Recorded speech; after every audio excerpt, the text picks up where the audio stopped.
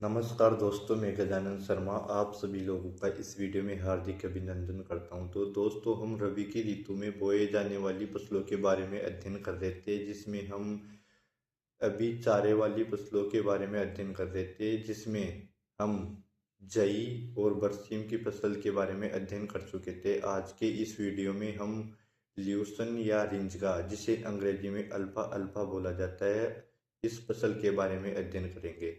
तो सबसे पहले हम वीडियो में देखेंगे कि इसका बोटेनिकल क्लासिफिकेशन क्या होता है। इसके बाद में हम इसके डिस्ट्रीब्यूशन की बात करेंगे और इसके बाद में हम देखेंगे कि रिंजके को कौन से क्लाइमेट में और कौन सी सॉइल में खेती की जाती है। इसके बाद में हम देखेंगे कि इसकी भूमि कैसे तैयार करते हैं। इसके बाद में हम इसकी इम्प्रूव्ड वेराइटी की बात करेंगे और इसकी सीड रेट कितनी ली जाती है, कौन से सीड का प्रयोग किया जाता है। इसके बाद में हम इस देखेंगे कि इसको कितनी सिंचाई की आवश्यकता होती है। इसके बाद में हम इसमें लगने वाले रोग और इंसेक्ट के बारे में देखेंगे और लास्ट में हम देखेंगे कि इसकी कटाई कैसे करते हैं और कितनी यील्ड प्राप्त होती है। तो वीडियो को स्टार्ट करते हैं इसके बोटेनिकल क्लासिफिकेशन के साथ।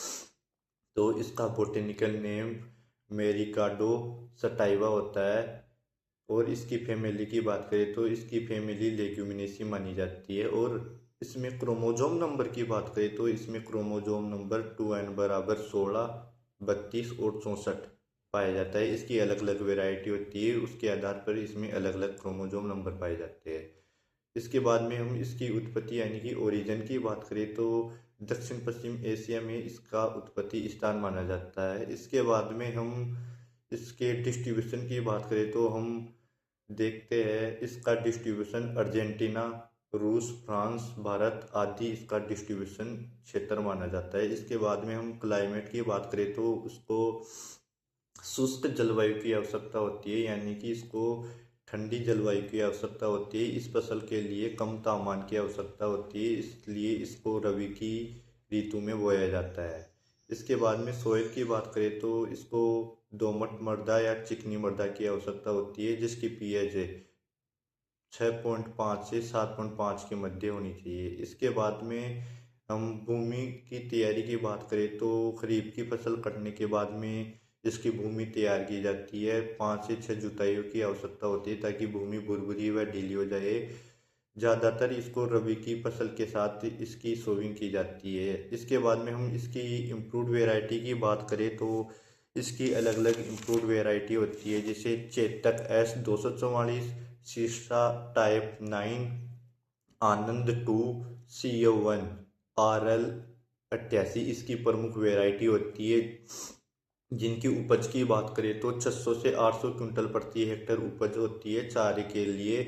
और सीड की बात करें तो 3 से 4 क्विंटल प्रति हेक्टेयर सीड प्राप्त होता है। इसके बाद में सोविंग टाइम की बात करें तो अक्टूबर से नवंबर मंथ के मध्य इसकी सोविंग की जाती है। सोविंग मेथड की बात करें तो छिड़काव विधि द्वारा, सीड ड्रिल विधि द्वारा और हार्वर्ड विधि द्वारा इसकी सोविंग की जाती है। इसके बाद में सीड रेट की बात करें तो 12 से 15 केजी प्रति हेक्टेयर इसकी सीड ली जाती है। इसके बाद में कटाई की बात करें तो बुआई के 60 से 70 दिन बाद में इसकी पहली कटाई करते हैं। इसके बाद में 25-25 दिन के अंतराल बाद में इसकी कटाई करते हैं।